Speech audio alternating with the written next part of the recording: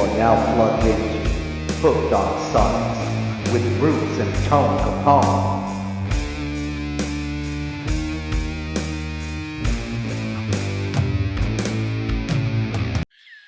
And we're live. What's up, everybody? Welcome to another fantastic episode of Hooked on Sonics. I am one of your two hosts, Bruce, and as always, everyone's brother from another mother, the Tone Capone. This week, we've got some down and dirty rock and roll, blues and soul, and thrash metal extraordinaires. We've got Testament, Souls of Black. And the latest from the Supersuckers, Liquor, Women, Drugs, and Killing. Uh, so, we're in for a good time. Lots of music news to get into. Um, Obviously, we got our wet our whistles. We'll tell you all about that. Um, tell you what we've been getting into, what we've picked up.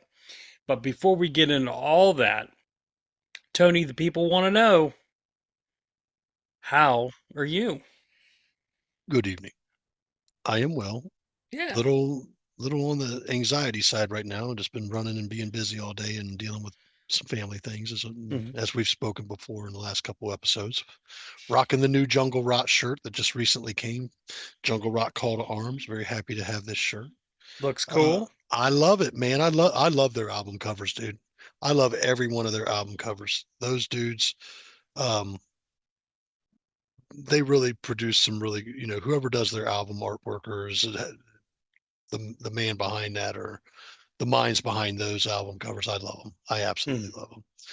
Kind of like an Iron Maiden cover. You know you're always going to get a freaking solid cover. Yep. Yep. No, for sure. Whoa, man. Dude, this week has been so long. It feels like forever since we've last really talked and everything like that. What have you been getting into this past week? Uh, uh, if you're talking music, albums wise, Hmm. kind of trying to get myself set up listening to some albums I need to catch up on for the top five of the year for Hmm. us. Um, I Going back over the new Sanguisugabog album. Um, Listened to the New Testament album, Parabellum, and I gotta say, man, what I've heard everybody saying about it, they're pretty on point, man. This is a solid, solid, solid album.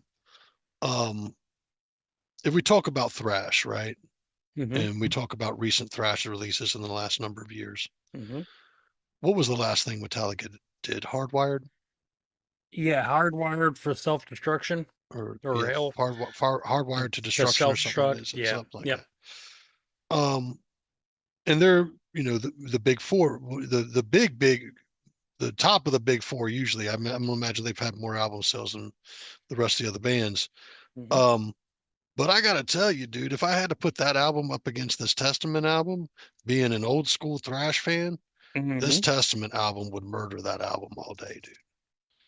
This Testament album would beat the brakes off that album Yeah. because just it is a solid thrash. There's even some Mhm. elements of like death metal. I think they picked up a new drummer for this album, and man, you can almost see like it's almost not that Testament's ever given us a bad album, in my opinion. Um, I'm not a fan of all the albums. I don't really listen to Testament that often. I do try to keep up with what's going on with them. This album's, Are you talking about Parabellum? yeah, Yeah. yeah. Did you get to hear any of it? I Did you didn't check hear any? Parabellum, but they just released a new single. It's a cover of Metallica's Seek and Destroy Okay, for an upcoming Metallica tribute album that they were a part of. yeah. And rightfully so. They should be. They're Hmm. masters of that genre of music. And I got to tell you, dude, I honestly, where I stand on my top five for the year, man, I'm really leaning in on that Conan Violence Dimension, Hmm. the Sanguisugabog album, that Testament album. Um, I got to assess whether or not that Blood Incantation album came out last year or this year. I think it came out last year. But if it came out this year, then it's going to those would be at least my top four, and I've got to figure the fifth until I hear. I'm going to check out the new Frail album. I'm going to check out that Bronco album because I'm really liking what I hear on that. John, uh, bass player with Suspect Earth, good friend of mine, turned me on to a band called Orbit Culture, and they had an album release this year that I definitely want to check out. Um, Cosmic Reaper, I'm hearing is pretty good. I want to check out that new Biohazard fan, being a longtime Biohazard fan. I haven't really got to check it out. I've heard singles, but I haven't got to hear the full album. And then I want Mhm. to check out that Pentagram album just because earlier in the year you said it was a really good album. Yeah. Now, to be fair, I haven't went back and listened to that thing since Mm-hmm. then, but from what I remember, it was pretty darn solid. Mm-hmm. So I'm trying to really get those things knocked out. And in the meantime, I'm doing my best to try to stay the hell off of social media. I want nothing to do with it anymore whatsoever. The only thing I'm going to probably be doing for the foreseeable future is just posting our episodes. I have no desire to entertain and act with that shit anymore. And if it wasn't for the show, I'd kill it. Yeah. I'd absolutely kill all social media. I want nothing to do with shit anymore. I don't want to be around 1,000 people. I don't want to. I don't like. It's very hard for me to say this, and it's very hard to open up about this on the show. And I apologize ahead of time. I'm going to keep it brief and short. The world has just gotten too ugly for me. I want nothing to do with it. I want to stay home, take care of my family. I want to go out and do the things that, maybe have dinner with them every once in a while, go out and do the things, watch my grandson grow up. I'm 50 years old, man. This year I'll be 50 freaking, or this upcoming year I'll be 50 years old. I need to focus on my health and not focus on trying to do and buy and go see everything I need to go see. I may entertain the idea about going to Sonic Dimple this year. I have no real shows lined up. You know me, I'm usually out at shows all the time. Hmm. But dude, society has just gotten to a place with me. I want to get away from it. I truly want to get away from it. I mean, Yeah. I understand why you're down in Tennessee, but you still deal with society because of your job. Yeah. I don't even want to deal with society in the aspect of having to go out and deal with the world to do my job. Yeah. It's just You know, and I firmly feel that social media is the mastermind behind this ugliness. yeah, Don't get me algorithms wrong. certainly have Don't their get me wrong. things. There's good. Don't get me wrong. There's good stuff out there. But when you're watching people you love and people you've known for years literally being sucked into the madness, Oh yeah, macho man. I don't want to watch the decline of civilization. And you know what? If it's going to decline, it can decline around me. I'll stay in my own little bubble. You know what I mean? Yeah. No. Change starts at home. I mean, that's the bottom line. You gotta stay vigilant. You gotta stay good. You gotta take care of people in your circle, and let it flow from there. So, and that's my 2 cents on Dude, I mean, here's the thing. Everybody in this world has the potential to have some ugliness in them. it. Yeah. And we've all done, you know, Hmm. we've all not been the best versions of ourselves at some point in time.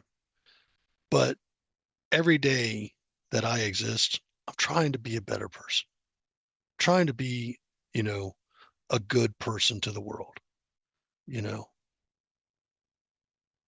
Yeah. and it's very hard to do when you look into that cesspool of filth that is social media. Yeah. You know what I mean? Because they literally pump that shit to everybody.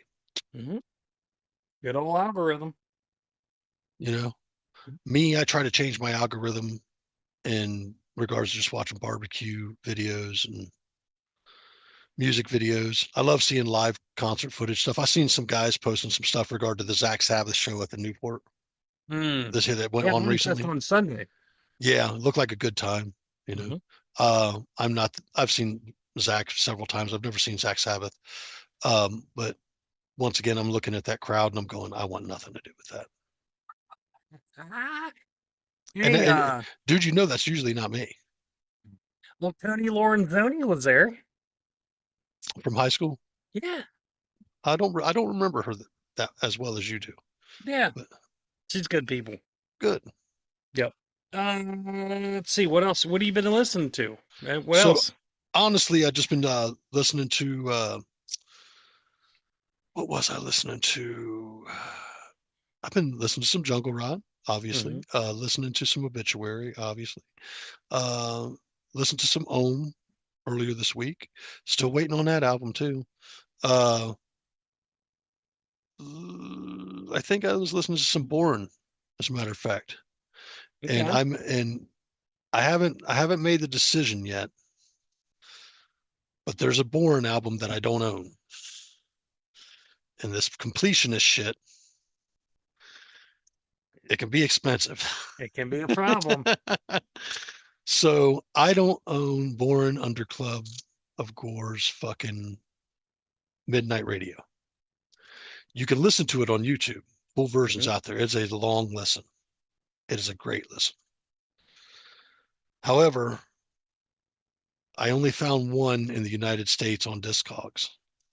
And to get it here, double CD, because it's a long listen, I'm looking like $86, dude. Woo! Now, what's more expensive, the shipping or the CD? The CD. See, I think they want 65 for the CD and 20 for shipping. Bad. I don't know. Anyway. I don't know. I know this. I'd love to have it because it's a great piece.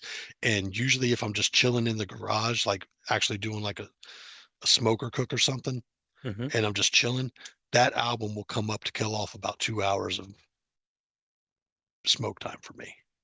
Like I usually, so when you're doing a big piece of meat and you want the bark to set and stuff, I don't open my smoker for the first 2 hours under no circumstances Hmm. because usually between the second and third hour, I can get the bark to set comfortably.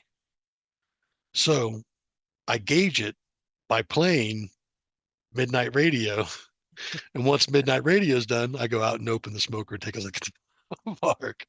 But it's a piece I absolutely love, and I hope my neighbors do too because they listen to it as well. Whether they like it or not. I don't care, man. It's such a good stuff. But yeah, man. I haven't picked up anything new. I am going to buy that Bronco album. I like what I'm hearing off of it. Hmm. I'm probably going to buy that Testament album, dude. Okay. If I can find it digitally. Um, I'll probably pick up the Frail album here soon because I own a good portion of their stuff and I really like them. They're out of Cleveland. And then, man, I don't know. I don't know. I know this. It irritates me to know that my Bourne collection is not complete. I wish they would just release a version of it digitally. Take a rip of it somewhere and release it digitally, and I'd pay $20 for it, 20, $25 for it, Okay. just to have a digital copy over at Bandcamp or something. But I don't know what I don't know how that could be accomplished, and I don't exactly speak German, I believe, to reach out to those dudes and go, "Hey, Wunderberg re-release of album," you know? I don't Question know. mark? Yeah. So I don't know. I think I'd love to. I'd love to understand German just so I could go and say, "Hey, love you guys' stuff." Maybe I'll have to see what I can do. Google Translate. Yeah, but I don't know. I don't know how I would be like. I don't know if there's a way to actually get in touch with them. But dude, it's a killer piece. It's Yeah. long. Don't get me wrong, but it's not one of those things that are so long that oh my God. No, it's a very interesting piece, just like the rest of their stuff. I love every album from those dudes. Yeah. I know you do, Punkin. I thought about picking you up Black Earth if I could find it on vinyl for you, because I think it's a great piece to go along with, you know, Patchouli Hmm. Blue. Did you pick up Patchouli Blue? No. Did you pick up a Boring album at all? I Because you did said not. you played it that night when your cat had passed. I mean, probably just on Spotify or something. So you were playing Patchouli Blue that night. Probably. Yeah, okay, because that's the album I ended up giving you. But yeah, man, what have you been listening to? I'm sorry I ranted there for a minute. No, you're fine. So, pick this up today, um, in my little stop. Um, check out Soundtracks Records. They're in Morristown. This is Rolling Stones from the Vault live in Leeds, from the Tattoo U tour. This was recorded on my birthday, July 25th, 1982. So I had to pick it up. It's a 3 LP and DVD set. Pretty Now, is this cool. is this a recent release? Yeah, yeah, Okay. this is relatively recent. Then um, just some cool, just standard black vinyl. Um, no real like extra packaging. The price point on this was really cool. It was $28 Oh, that's a uh, steal. for a 3 LP and DVD. Um, and so I absolutely dig this. Um, Now what else? So that's live at Leeds. Just the yep, concert live at Leeds. Okay. yep, at What else on Roundhay that? Park. Roundhay Park. Let's see. Under My Thumb. It opens with Under My Thumb. About half of the Tattoo You album is on here. So Little TNA, um, obviously Start Me Up, Hang Fire, um, Neighbors, Black Limousine, Time Is on My Side's on this. Lots of really great stuff on here. So yeah, I had to pick this up. They also had a another From the Vault release from '78, the Some Girls tour, which I've heard before, and it's really I really dig it. So I'll be picking that up here soon. So Are they holding it uh, for you?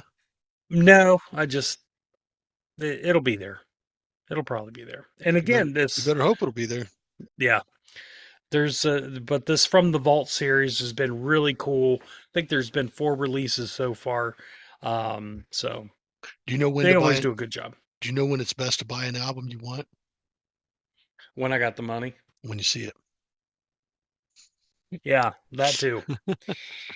Well, a perfect example of that, there is a bootleg live New York Dolls album um, that they had. And they wanted like $60 for it. I'm like, Oh, because my problem was I didn't know what kind of sound quality it was.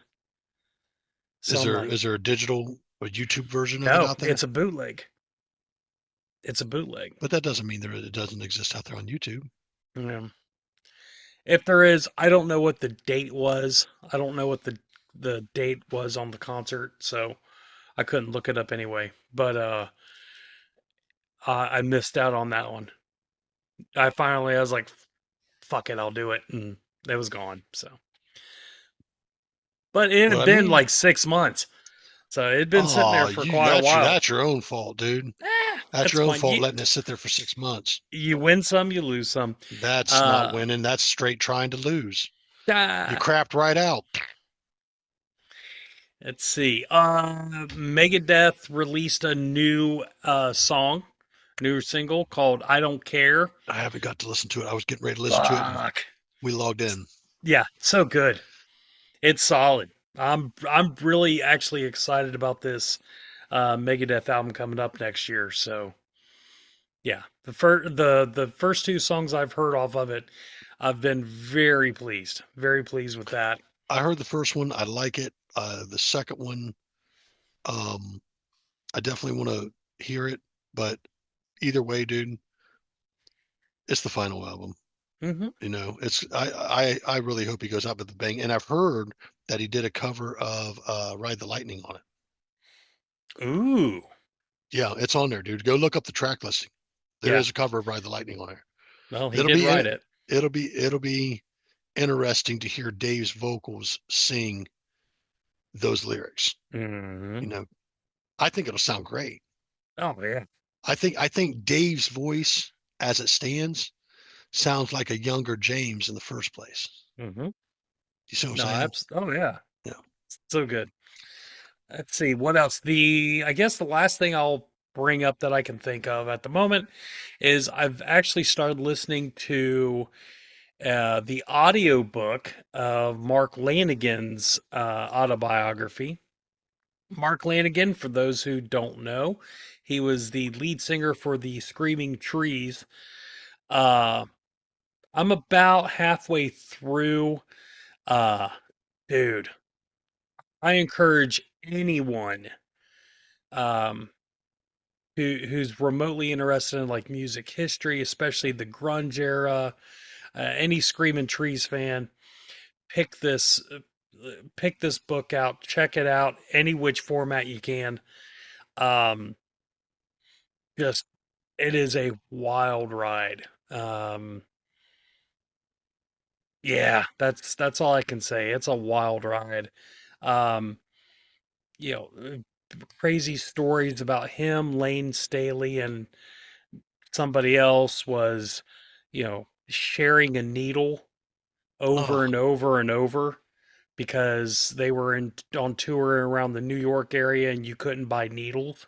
mm, And so they had the needle kind of sitting in like water so it would, disinfect. And somebody came, so it became, after a while with the blood and the water mix, kind of had like this pinkish hue. And oh, so somebody came in and drank the water without thinking. mm, Yeah, it's a wild ride. Um, and it mm. just really shows the depths of heroin addiction, and um, it's Dude, sad. It's sad. freaking Nikki Sixx's Heroin Diaries was a rough read. Mm. Did you ever read that one? No, I read The Dirt, but not the Heroin Man, Diaries. listen, let me tell you something. You should probably sit down with that book. Yeah. I know you're in the middle of one right now, Hmm. but take my word for it. I'll be honest with you, that's one of the last books I read. Yeah. I don't read that often anymore. I need to get back into reading, and that's one of the things I plan on doing, replacing social media shit. Hmm. So yeah, um, oof, man, there was some rough stuff I saw in the Heroin Diaries as well. Yeah. Did you know? I believe Nikki dated Vanity for a number of years. Who's that? I'm not. It doesn't sound Famous, familiar. famous chick from back, model chick. I want to say from back in the '80s. I want to say maybe she was a model chick. Maybe she was another pop singer or something like that. I don't Okay. know. Um, Hmm. Let me take a look here real quick. Yeah. But go ahead. And while you're looking that up, um, shout out to our buddy Wes. He turned me on to this dude called Van Ronk.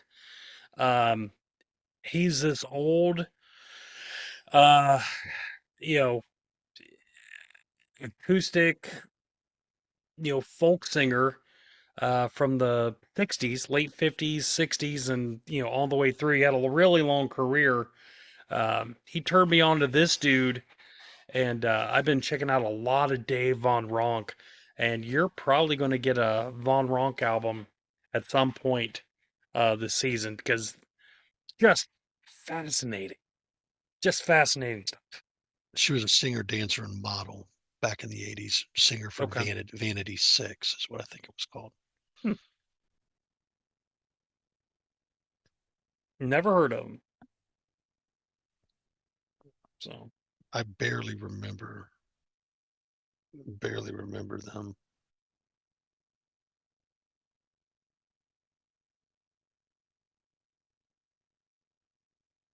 But yeah, you got any news for us this evening? I do, my friend. Well, you know what? Let's. Before we Hmm, do the news, don't we got to discuss brews? yeah, I'm getting a All right, little parched. all right. What are you What do you drinking tonight? got? Oh, Oh, no, you're. I knew it. I got it. go ahead. So, coming to us live from Johnson City, Tennessee, one half of our mix tonight. I give you Doctor Enough. What is that? This is it's made in East Tennessee here in Johnson City. Rich in vitamins. It has a bunch of B vitamins in it. It's been around since 1949, and it's like a mix between Sprite and 7 Up. Uh, And we are mixing that tonight with the Kraken mm, Black Spice Run. Kraken. Uh, I've never had either of this before, and well, I shouldn't say that. I've had Kraken plenty of times, but never this combination. Uh, Pleasantly surprised on how well this pairs together. Um,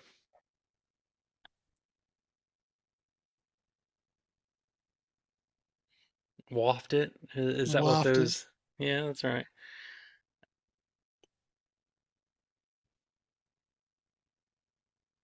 Yeah. God, that's so good. It's refreshing. The citrus notes really brings out the oak flavor and the rum. Just man, oh man, very pleasantly surprised on how well this works. Um, do a little splash of lime in this, just a little extra, you know. But all in all, I give this a solid 5, man. Solid, solid. Nice. You're going to get a re-review from me tonight. I didn't get a chance Okay. to go to the store today and pick up anything. Hmm. You've seen me probably drink this maybe once or twice before on the show. This is a staple beer for me. I like some fruited ales and stuff, and this one's a little more on the refreshing side. I didn't Hmm. want anything that was going to be heavy on my stomach tonight, so I am actually having Rheingeist's Bubbles again. This is See, a I don't remember bubbles. it's a rose fruited ale.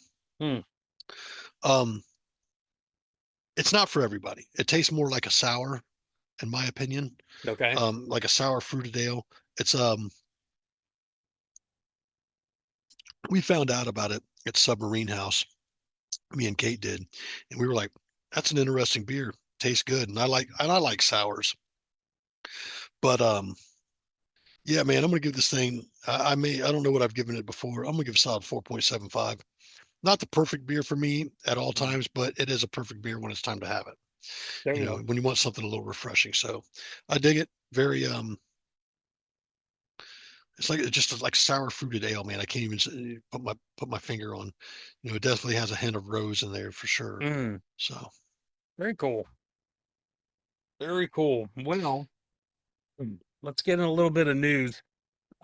Cheap Trick, they just released a new album not too long ago, and they're getting ready to go on tour.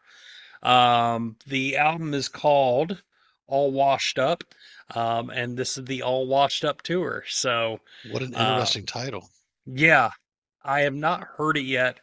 However, friends in the know say it's a really weird blend of like their classic 70s sound, and then like half the record is like that 70s sound, and then the other half is like that 80s sound that they had. Yeah. Lots of, couple ballads on there and stuff like that. So everyone seems to really dig it. If you're a big Cheap Trick fan, check that album out. Support your artists, because these legacy acts are not going to be around forever. So, and it's always good to support new music. So, uh, see, Motley Crue's going to go back on tour in the spring. Why I don't know, but here we are. And Lamb of God announced a new spring tour. I don't know if you mentioned that last week or not, but But did you see who they picked up for this tour? uh, I can't remember everybody on the bill, but I want to say it was Kubla Khan and Sanguisugabog's on this one. nice. I just saw that those guys just announced that they get to go on tour with Lamb of God, and I was like, Man, that's cool. That's really cool. And Columbus, Ohio, dude, boys. I'm telling you, I think this album is probably going to be their biggest album to date. Hmm. No, let's hope so. Let's see, and I think that's about it. That's about all I can think of. The only other thing that I can think of is I think I heard something about a tour. Leonard Skinnard and who else? Foreigner are going out on tour. And the Shit. crazy thing about this tour is there's not a single original member in the band of either band. No, no, I think Ricky Medlock. Not a Rick, single. Not a single.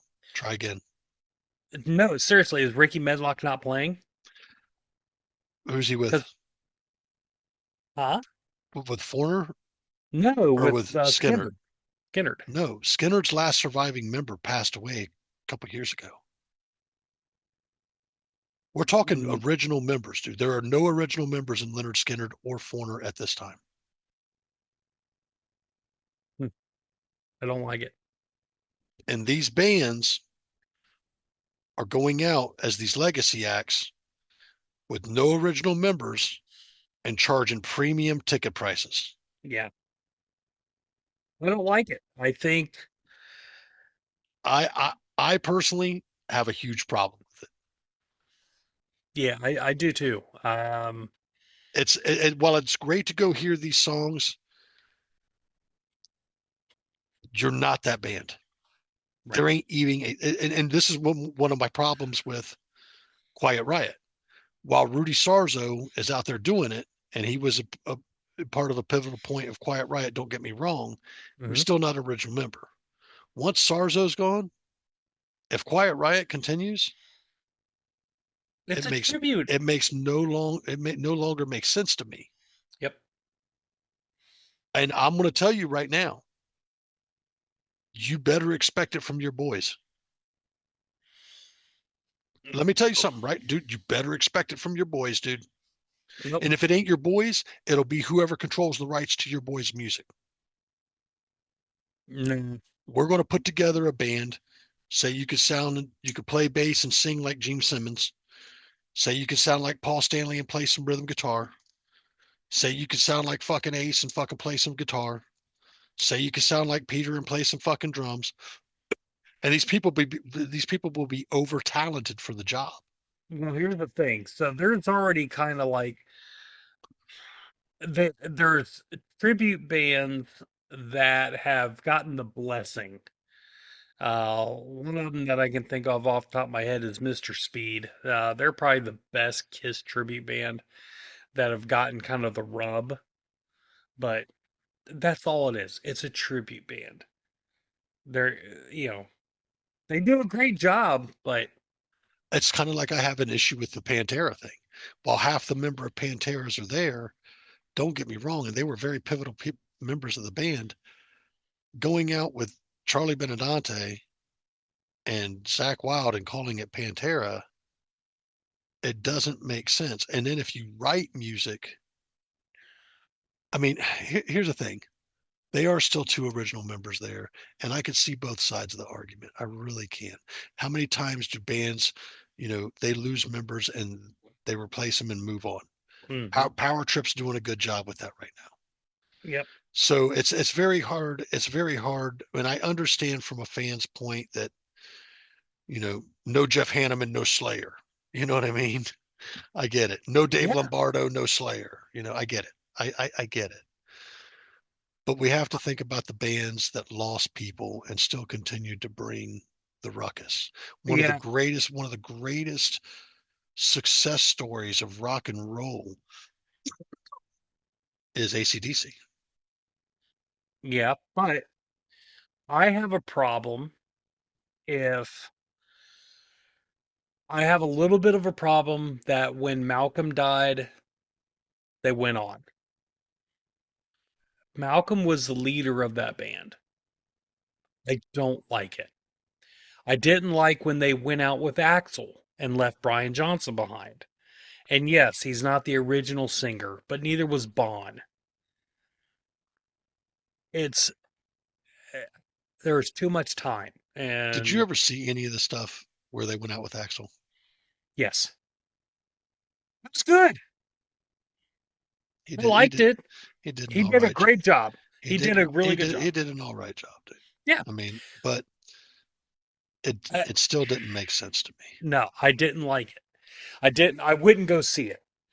Um, he sounded good, but no interest. I'm a little pissed off at the Rolling Stones for going on without Charlie Watts. Don't like it. There, at some point, you just say, okay, our heartbeat is gone. What are we doing? Then next thing you say is, okay, well, Keith's gone. Well, that's never going to happen. He's never going to die. But Mick's gone. Let's just put somebody else up there. There are certain bands with certain members you can't replace. Um, Dude, but see, here's the thing, man. You can't define that line. Don't get me wrong. Okay, so let's by way of comparison, and the people haven't died. mhm, Motley Crue. Motley Crue went on and did the Motley Crue album with mhm. John Corabi. Yep. From a musical lover's standpoint, I personally loved that album. Okay. I thought it was some of the best, most rawest material that we were getting from Motley Crue in a long time. And it sounded really, really good for the time. Very grungy, very heavy. And everybody who was a Motley Crue fan practically burned them at the fucking stake. No Vince, no Crue. But see, he's the singer. Yeah. He's the singer. Yeah. The problem with that Motley Crue album is it was such a departure from their style. It was such a departure from what they had already done. It Yeah. was too much change all at once. I don't blame them for doing it. I don't think they really had a choice.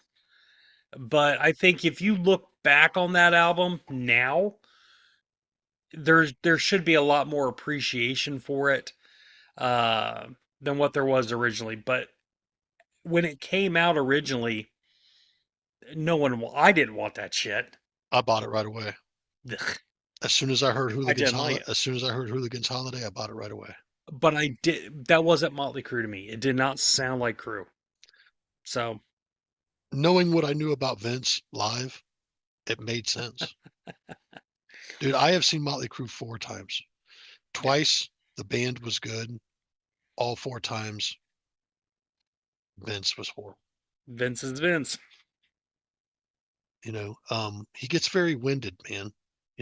I think if he kind of focused on just standing at the front of the stage, holding his guitar, not trying to move around so much, he he probably could have benefited from calming down a little bit. I get it. You want to get out there, you want to rock everybody's face off and shit, man. But you got to know what you got to provide a quality show, and being winded does not provide a quality show. No, he plays guitar for one song. I don't know. He might play more guitar than that. He does not, and I don't think he actually plays that thing.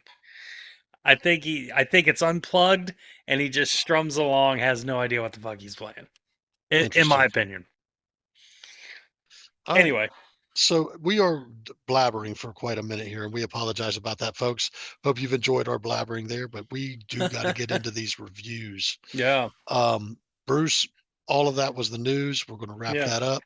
So, who's going first this week? Let's see. I think you went first last week. Am I right? I believe so. All right. So I guess I'll go first this week. You gave me Bay Area Thrashers. Uh, come up with all those boys over there. Testament with their 1990 release Souls of Black. Um, thing was released October 9th in 1990. The thing has 10 songs, about 39 minutes. Very, very compact listen. So, um, like I said earlier, they just released a single covering Seek and Destroy for an upcoming Metallica tribute album. This album, let me ask you this, couple things. Did you pick this album up when it first came out, or Uh, around the time that it came out? Probably around the time it came out.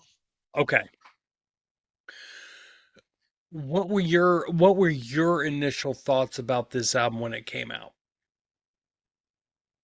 I found it to be another great thrash addition to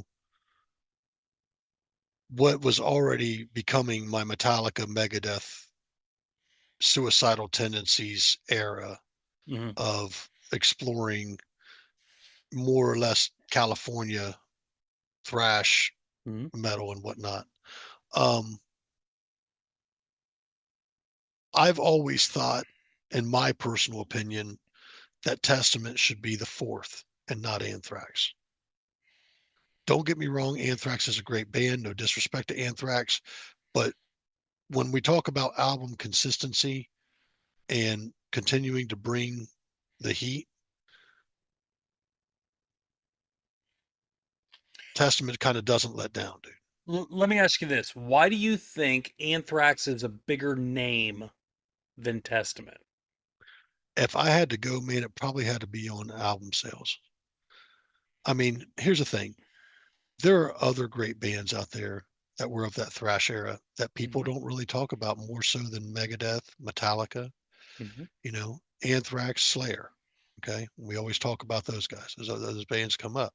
Hmm. But, anybody who was really into the whole encompassing of the thrash scene, you knew other bands such as Testament, Exodus, um, Overkill. They're Yeah, they're I think they're Jersey based. Um, there's a lot of Exodus is from the Bay Area too. yes, and as a matter of fact, Exodus is where um, Kirk came from. Kirk came from. Hmm. So, I mean, there is a lot of respect among all these guys. Yeah. But in my personal opinion, when I think of the big four of thrash, and I think about consistently great albums, consistently representing the sound of it, and I don't care for as much Anthrax stuff, man. It's nothing against those guys whatsoever. I do love some albums. Think Attack of the Killer Bees, Persistence of Time, even the I'm the Man album is a lot of fun. Hmm. But I don't listen to as much Anthrax as I would say Testament. And don't get me wrong, I don't listen to a ton of Testament, but I would probably choose. If I'm looking at the choice between the two, I'm probably going to drop the Testament out. Yeah. You know, and if it comes down to all of it outside of the realm of the other big four or whatever, a lot of times it's going to be overkill. Yeah. Okay. Well, let me ask you this. So, if your big four is Testament, Metallica, Megadeth, and Slayer, who are you ranking 1 to 4 or 4 to 1? For me, Yep. For you. for me, Yes. a lot of people may not agree with me because my number one, hands down, undisputed, will always be Slayer. Okay. Sorry, not sorry. Okay. Slayer made more better albums than Metallica and Megadeth combined, Mm. in my opinion. Mm. But that's just my opinion. Yeah.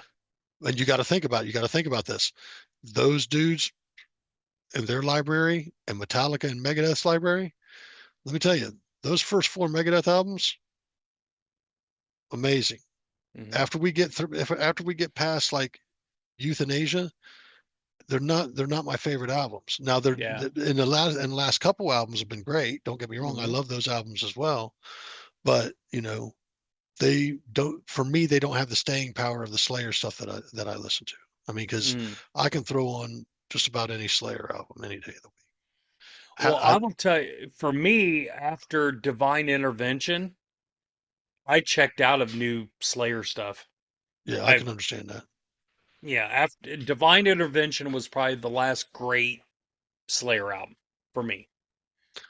Believe it or not, one of my favorite Slayer albums gets a lot of shit, and that's Diablos, and Musica. Hmm. It was a slight departure from their sound, but I really enjoyed the album. There's some really cool tracks on there, in my opinion. Like Overt Enemy on that album is probably one of my all-time favorite Slayer songs. Okay. All right. So you got Slayer number one. Megadeth number two, Hmm.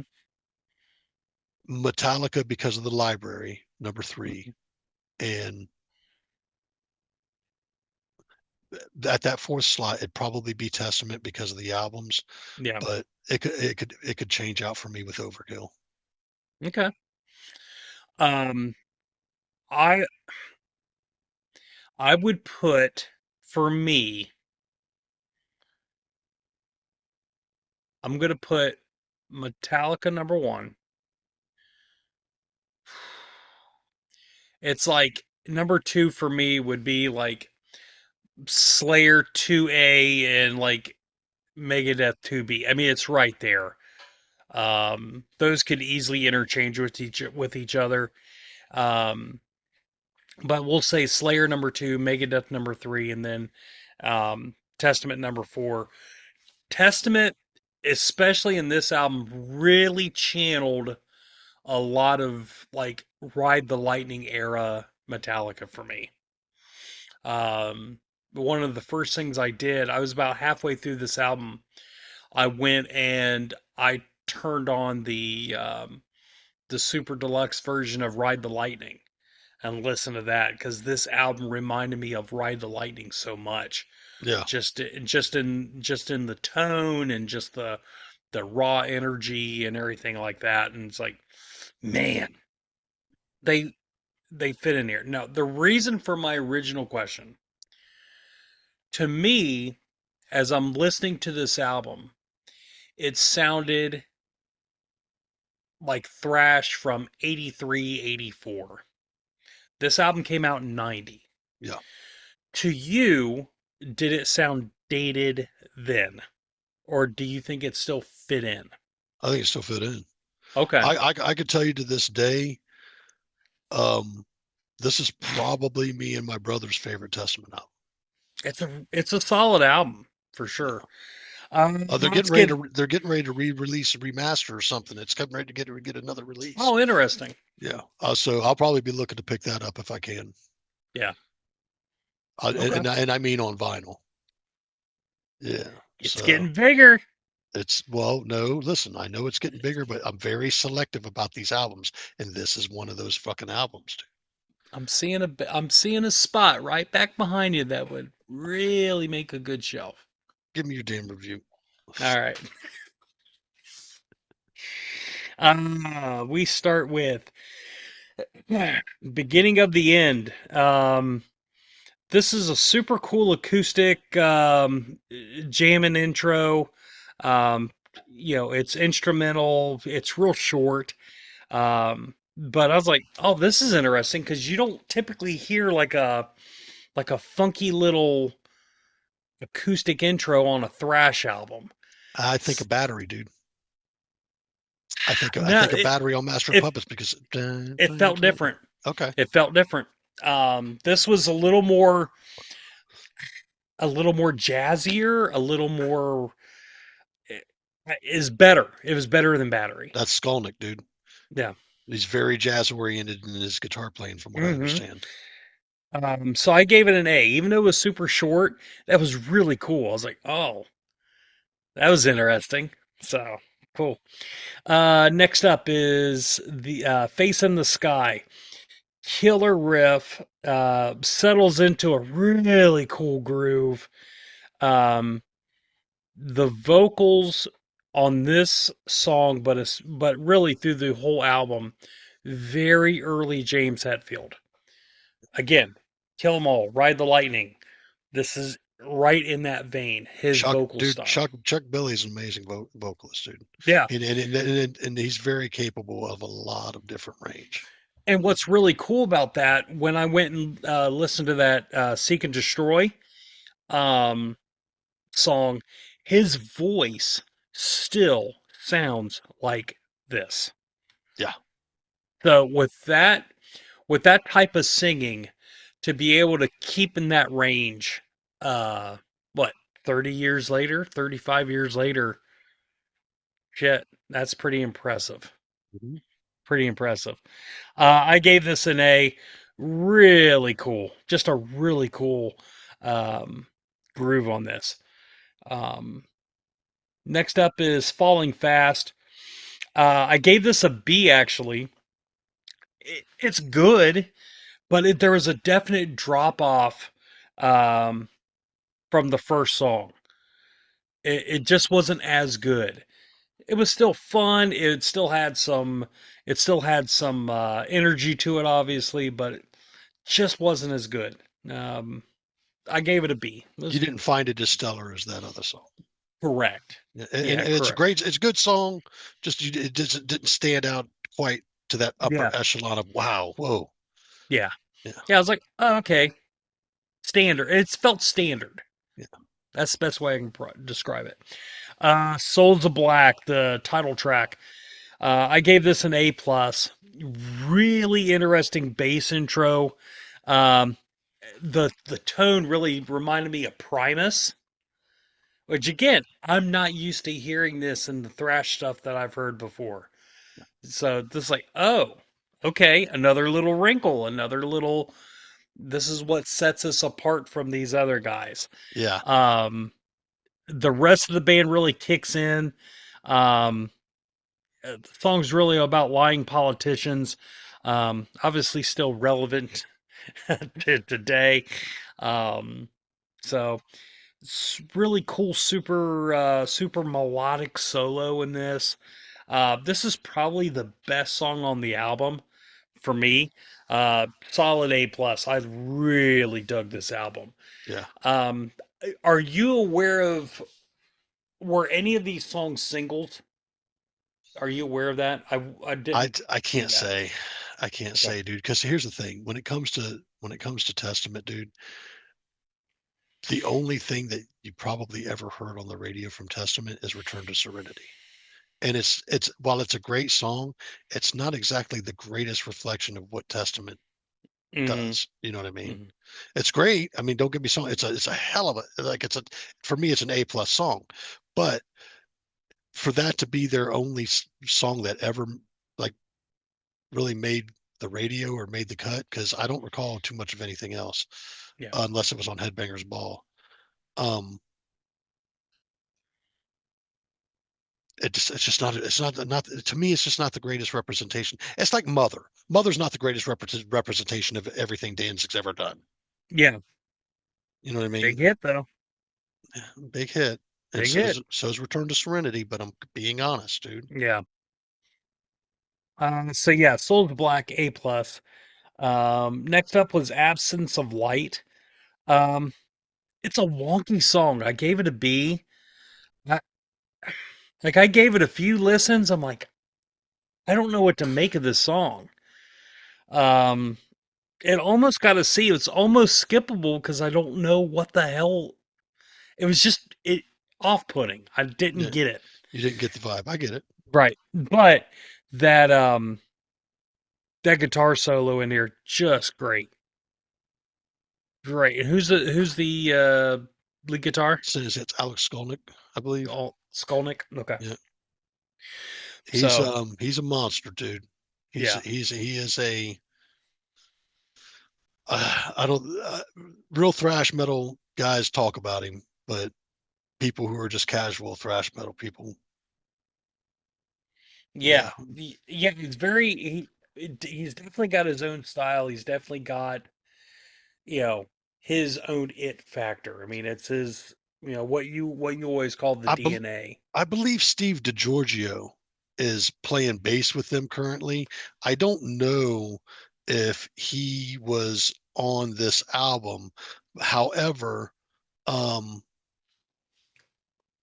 give me a second here.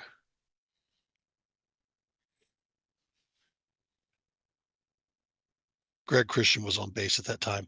But Okay. anyways, I do know that like DiGiorgio is he's part of the Death to All tribute, which he was a member of Death, and I got to see him twice last year, dude. I saw the Death to All at the King of Clubs, and then I went to Sonic Temple and seen him playing with Testament, and it's just like, dude, he's a hell of a bass player. Um, yeah, dude, yeah, they Yeah. were they're a good band, man. Yeah, for sure. Um, yeah, so I gave Absence Light a B. Next up is Love to Hate. I gave this a solid A. Really good thrash. It's a great hit song. I can totally see this being played live and just absolutely killing it here. High energy. Um, I bet this is probably one of your favorite songs on the album. Am I wrong? Yeah, for I am sure. wrong. No, for sure. It's one of my Uh, favorite songs on the album. yeah. No, it's Dude, solid. you're pretty on par with my thoughts of the album. Hmm. I mean, honest to God, But see, here's the thing: you're versed in thrash. Yeah, I'm definitely a little more You versed. you have a background in thrash more so than death metal, Hmm. more so than doom than I do. So this is kind of like meeting a new friend. Yeah, it's You like know? yeah, it's like oh hey, you were friends with this other thrash friend. How come you didn't say hi? Yeah. Yeah, there you go. But now you're going. There's something here. Yeah. I should have been checking these dudes out. You know what I mean? Hmm. So Yep. Let's see. Next up is Malpractice. Very Metallica like. This felt like something like would be on Garage Days. Just the tone, just the general vibe of the song. I gave it an A. Um, very Garage Days would fit right in on that album. Super cool riff. Really dug that song a lot. Next up, One Man's Fate. Another great bass riff to start it off. I know I've talked about this before, but you know, bass playing in say the from say the mid '80s through the '90s, really really underappreciated. There was such good bass playing, um, and I think he gets overshadowed by all the guitar, all the great guitar players that were out there at the time. But there's some solid bass playing. oh, dude, if we're Uh, talking through the 80s through the 90s, we're talking not just some solid bass players, there's some great singers, some killer drummers. I mean, yeah, think of what that, like, if you had to take the 70s to the 90s, say 90, mid 90s, hmm that era probably produced the greatest musicians that we know of today. yeah, for sure. I There mean, will there but will probably never be another set of years like that we'll ever see that again. no, especially with all this electronic shit and everything else. Nah, you're not gonna see that on a mainstream level No. at all. But I really think bass playing specifically, like there there's something very underappreciated about this era of bass playing that um we should really pay more attention to. So, like I said, One Man's Fate, I gave that an A. Next up is The Legacy. Um, really soft opening. Not very characteristic of this album at all. First half of the song reminded me of Queensryche. This could have fit on Operation Mindcrime. Just the tone of it and everything. Okay. Uh, it's the definitely the most unique song on the album. Um, I really enjoyed it. I gave that a solid A too. Um, and then finally we have 7 Days of May. Uh, I gave this a C. What a letdown! Really? It was a letdown to me. I was like, it's okay, but man, this should not have been the closer. What It's do you got think? a So we discussed this, and yep, this, and I love this part of the conversation. yep. What do you think would have been a better closer The And if Legacy. okay, respectfully so, do you think this would have ranked higher had it been just before the Legacy? This honestly could have fit in the middle of the album. You just put it somewhere in the middle, And you think it would have ranked a little higher? maybe. Or it could have just been like, okay. But, we talk about this all the time. The opening track and the final track are the most important tracks. Um, and this just really, sorry, I don't know that they're the most important tracks. I mean, because here's the I thing. think so. An album can have a standout track somewhere in the middle, or it'd be a title track. A title track's an important track, son. I Mm-hmm. mean, and you gave the title track an A+. Mm-hmm. So before you give me your review, I want to ask you this. How much Testament have you heard before this? Zero. Um, are you happy I gave you this album? Yeah, I'm pleasantly surprised because again, with some of those, I'm thinking back to me as a kid when I was really getting into thrash. Like if I didn't, it could have been something as simple as I didn't hear them on the radio. Like they're not as good, so I'm not even wasting my time. The the name of the band could have been stupid at the time to me, so I'm like, I don't care. So if it was never really in my wheelhouse, I wouldn't have searched it out because I'm like Testament, whatever. It's kind of it's not a great name for me. And again, if it wasn't on the Blitz, I'm not going to pay attention to it. Like Yeah, I'm like now, I will say this: like if I had read a article in Hit Parader or Circus when they're talking to Metallica or somebody, and they said, "Hey, who do you like?" Oh man, you got to check out this Testament album. Okay, then I probably would have listened to it. Or if you would have gave this to me, in biology class, yeah, I would have totally listened to it, and I probably fell in love with it. Um, there's some. It again. I don't know what was in the water in the Bay Area. Put out such great thrash. Um, but man, I wish we could have bottled that up and still sell it today. So, I um, still think there's still guys out there doing it. You just got to seek it, Power man. Trip. I mean, Power Trip's a great example of that. Yeah. Um, but all in all, I would say this is a really good album. Is it, you know, is it something I'm going to go to every day? No, because I'm not always in the mood for thrash. But this is you know, Testament should definitely be a band that anyone remotely a fan of thrash should definitely check out. This is one of those albums you should check out. I'm going to give it a solid 9, even with the C. I'm going to give it a 9. It's like, It's a banger, dude. it's a great album. Hmm. It's a great album. And the stuff that's really good on here is really good. Yeah. Dude, I would not listen. Aside from a couple of your ratings, I'm in the same realm with you. It's a Hmm. 9.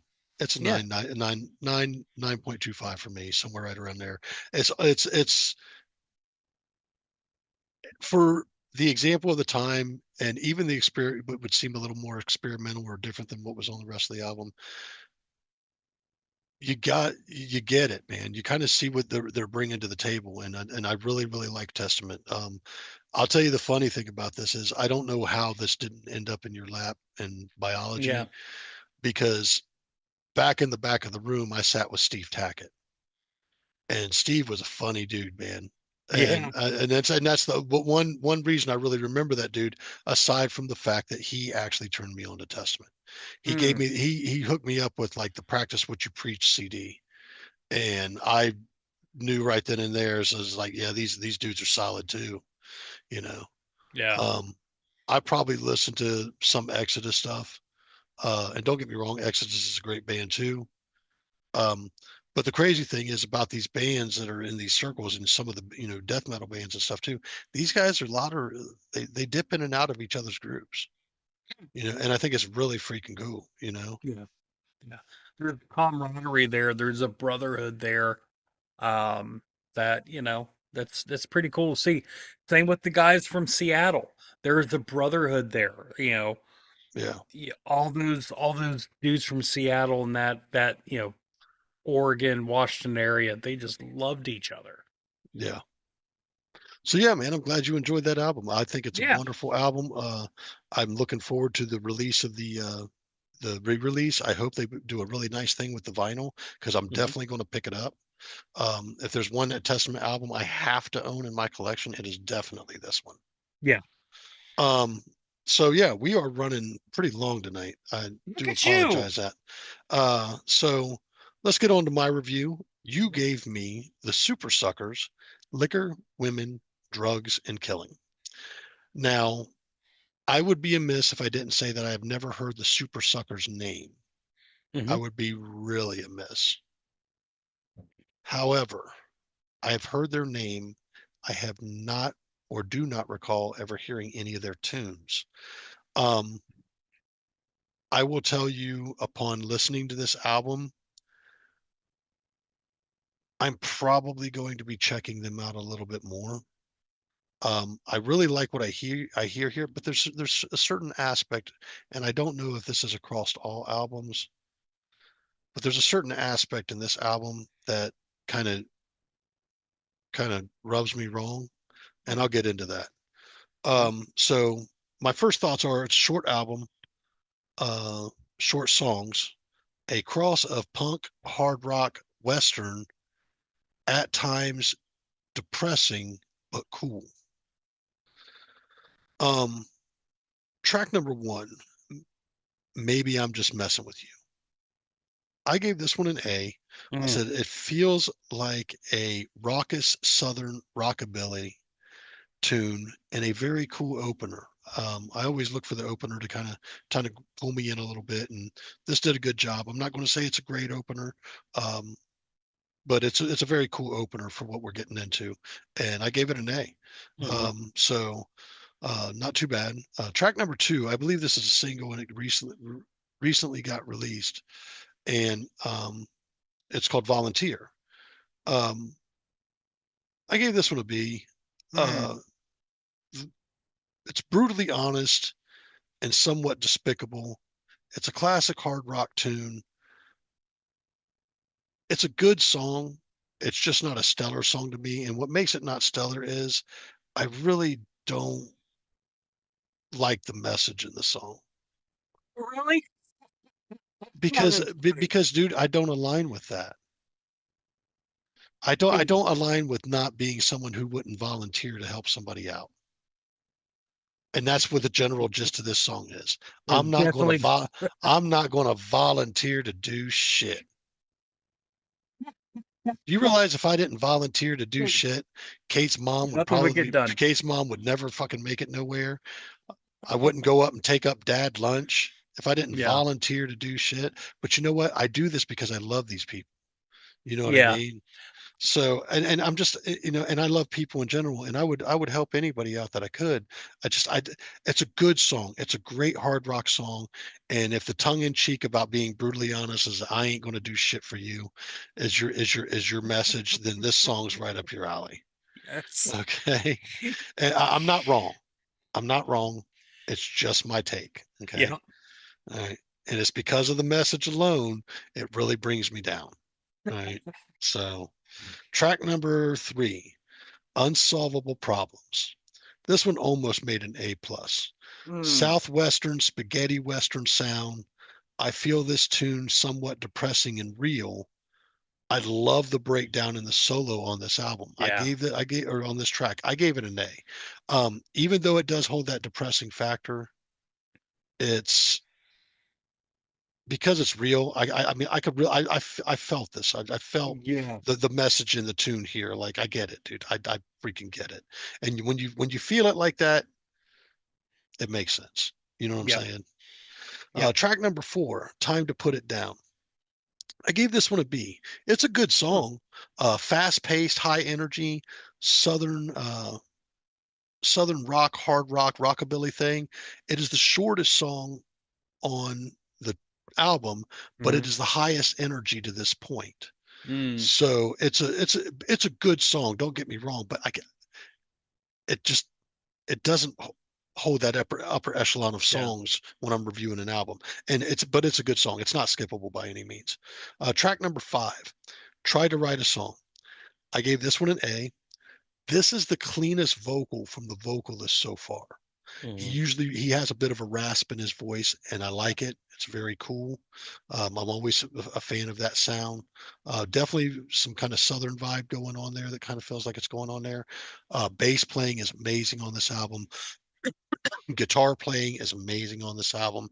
The drums are like these three dudes are they're the real deal. If Yeah. you, if good rock and roll, hard rock and style stuff is your thing, these guys could very well be up your alley.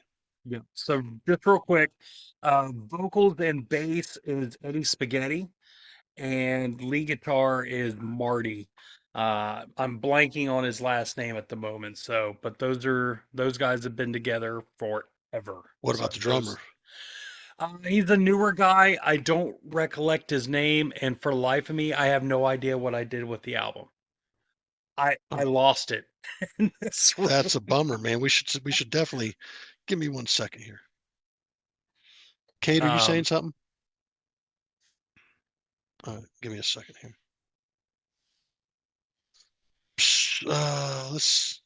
Let's give it the proper respect. Super Suckers lineup.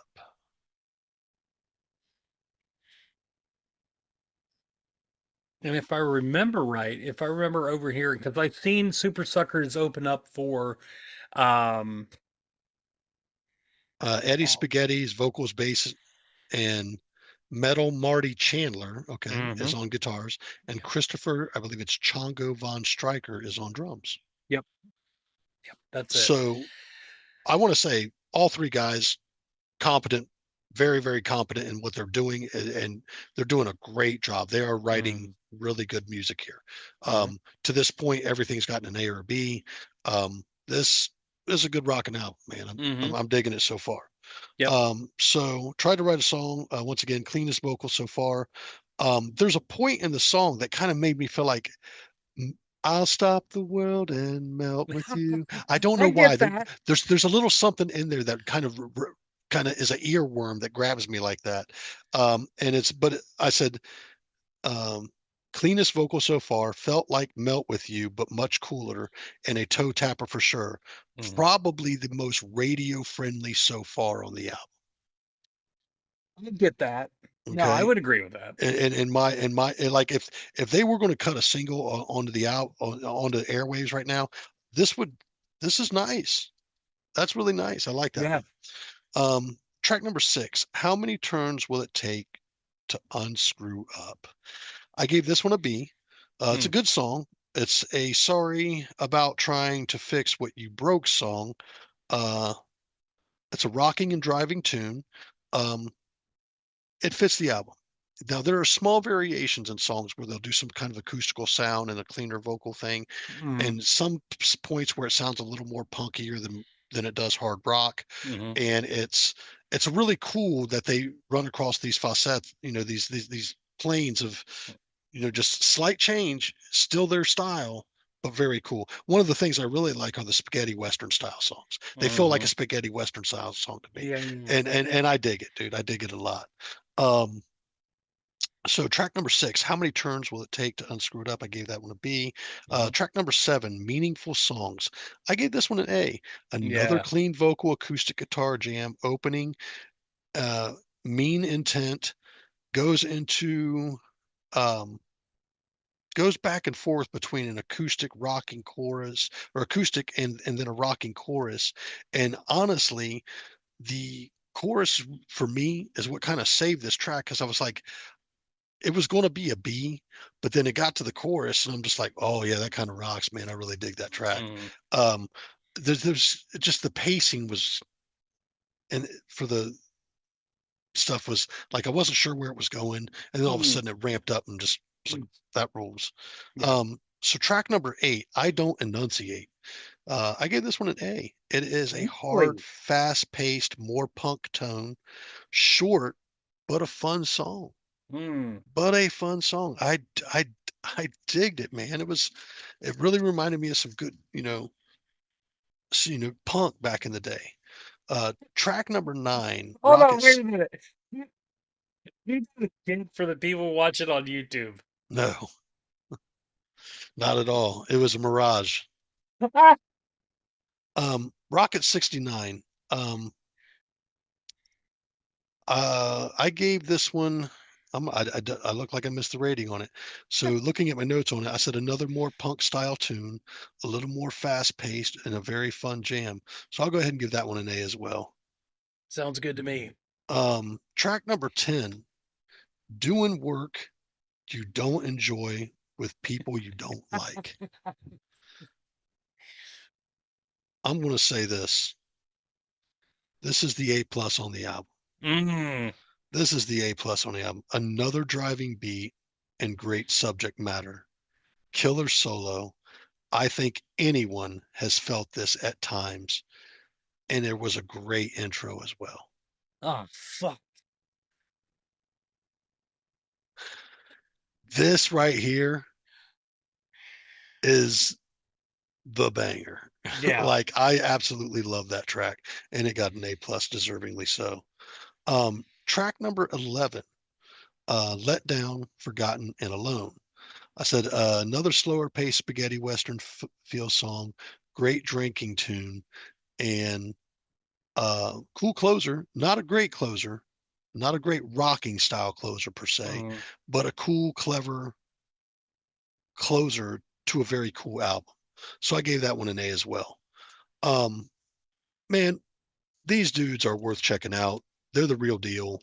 Uh, I don't know what it is. I always feel like when a band is a three piece and they can make that much noise and sound that damn good, Mhm. it's really cool, man. I love that shit. Like you think about great three piece bands, Rush. Those three dudes make a lot of fucking awesome noise. Yep. Sleep. Those three dudes make a lot of awesome fucking noise. Mm-hmm. You know, there are so many great three piece bands out there. Heavy Temple is usually a three piece. They make a lot of noise and it sounds so good. I Nirvana. you know, another band, I got to give them the I respect. I got to give them the I know respect. You're you right. can't stand them, but While I'm not a fan, you got to give them the respect they're due. Mhm. They didn't sell, you know, two or three records and there's some great underground thing that nobody can score their shit. They sold millions of records, I'm sure. They did good. So with that being said, I definitely want to check a little more of these guys out. I wouldn't mind if you gave me another one of their albums. This album had, I believe, 11 tracks. The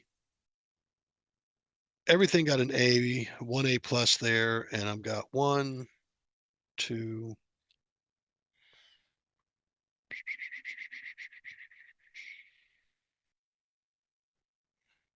three,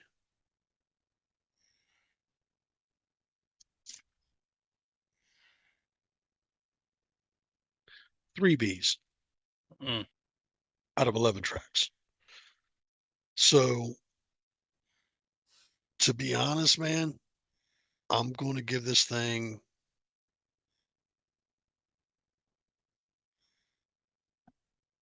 just 9.25, dude. That's beautiful. It's a good album, man. It's a like if hard rock, punk, and just a little twist of Western style, Southern rock type thing going on in there is your thing. These dudes are the real deal, man, and I really appreciated it. Um, I hope that I can find a lot of their stuff over at Bandcamp. You should Be, be able to. because I will pick up some of their stuff for sure.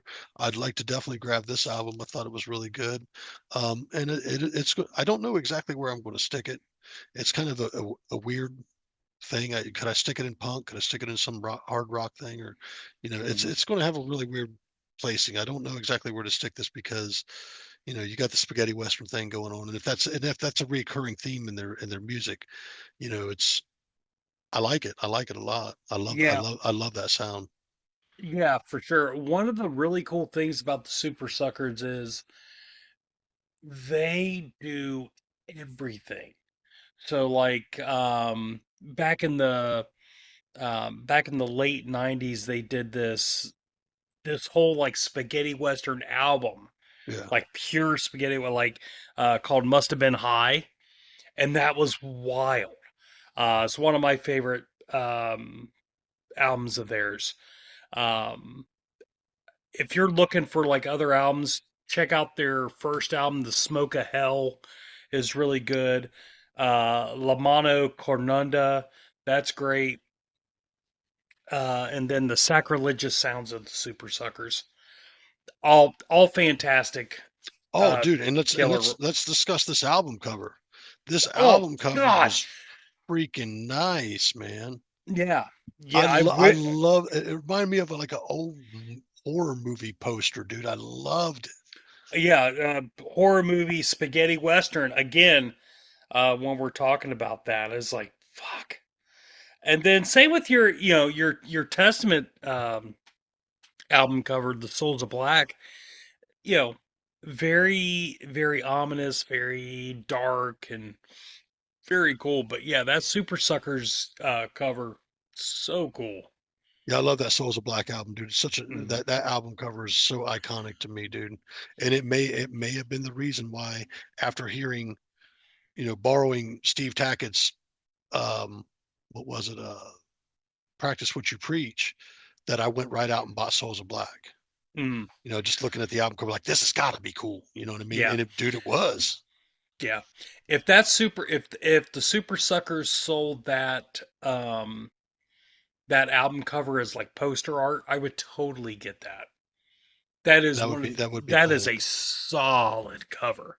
You know what I buy a lot of, dude, and I don't know if you've seen them too often in the garage since I can't remember the last time he was up, and then since everything's gotten hung, I buy band flags. Like I've got a Power Trip flag out there. I've got uh, a Sleep flag out there. I want to put a Jungle Rot flag out there. I'm actually been thinking about picking up the one for this shirt. It's only $25, and then Mm, it's going to fill up. It's going to lay flat on the ceiling like the Power Trip does. But I've got all kinds of flags in the garage. I got a Predator flag. I got a Jason flag. I got all kinds of fun shit out there. But okay. it's just how I decorate the garage until maybe one day if I got a bigger house and had a basement, I'd put them all up in the basement. You know, Come on up to my house. I don't know, dude. I will tell you this: Hmm. if anything were to happen to me, you'll probably get a few. There you go. You'd probably I get a want it few. in writing. Uh huh. I don't need no shit. It's all good. So going to review this album straight up 9.25. Mm-hmm. Um, you gave Souls of Black a solid 9. Mm-hmm. Awesome. Awesome. Dude, great couple of reviews. Yeah, man. It's really nice when we can dump an upper echelon album on each other. I really, really am happy about that, man. I really hoped you would dig that. I hope you would dig out more, check out more Testament. Definitely I think I will. check out that new album, man. It's pretty intense, Mm-hmm. but I would definitely go back and check out like, definitely Practice What You Preach. A lot of people would refer you to that album. I wouldn't disagree on that. Um, the Ritual, that's the one I think that had, um,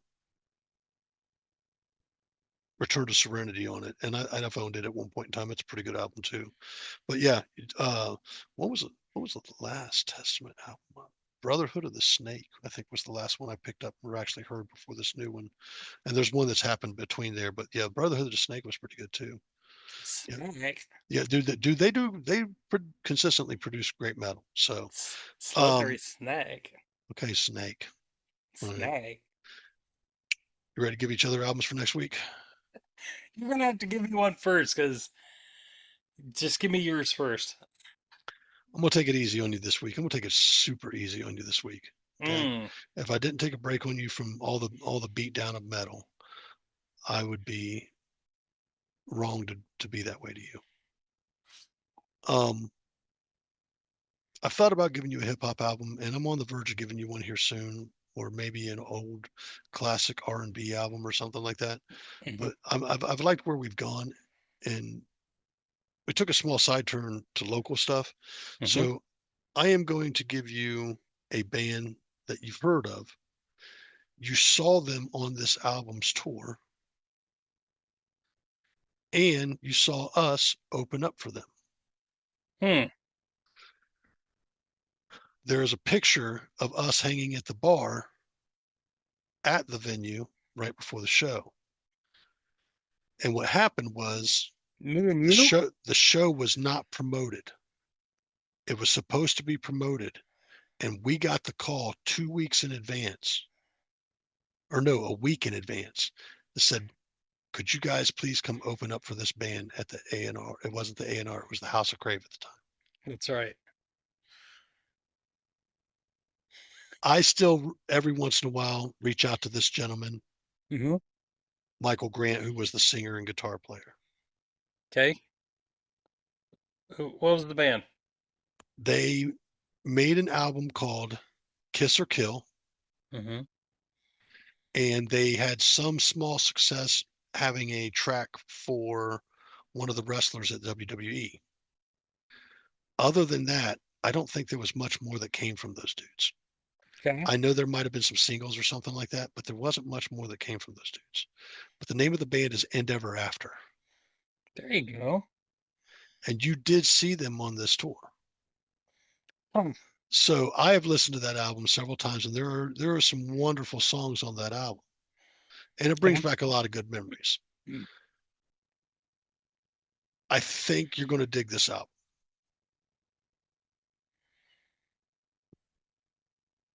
Sweet. Okay. What do you got for me, pal? Oh, dude. I This has been the hardest week to try to figure out what the hell I'm going to give you. Because I've been everywhere in my head as far as like what the fuck I'm It listening gets to. hard, dude. It gets really freaking hard. Trust me. Mm. When you got to go through your memory banks and go, what haven't I given him? That I don't have a problem with. That I don't have a problem with because there's so much shit that I'm like, oh yeah, what about this? Okay, let me ask you this. Your your musical mood right now. What are you in an angry mood? Are you wanting speed? Are you wanting slow? Like what's your general mood? Because I've got two options.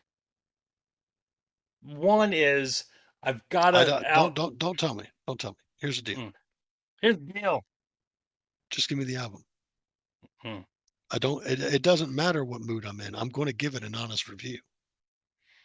Okay, When have I never? When has my mood that's ever not. dictated a bad review? Oh, your mood has definitely dictated a bad review You're out of your mind, or dude. a different review. Mine has. This is what I'm gonna do because I really Give one of this them to out. me. Listen, Hold give one on. of them to me this week. Give them one next week. No. Hold on. I do got to say something before we Mm, go. Chuck gave us a couple albums. okay. He gave us each an album. When do you want to review those albums? You want to do it? He commented on last week's video. Okay. Said he's so far deep. He's about 111 episodes in out of the 100 hmm and almost 20 now. hmm And he gave us each an album on that comment. When do you want to go over that? You want to do it next week?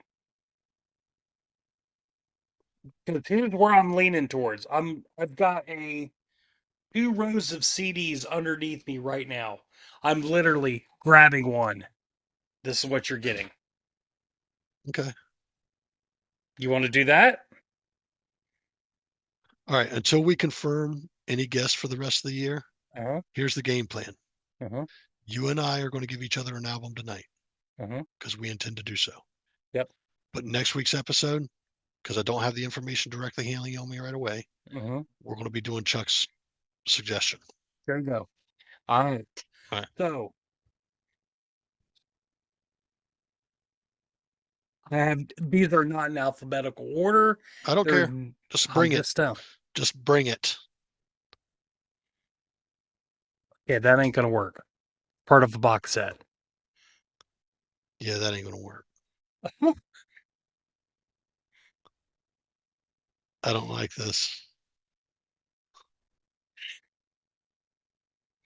Okay. All right. We got. The Doors Soft Parade.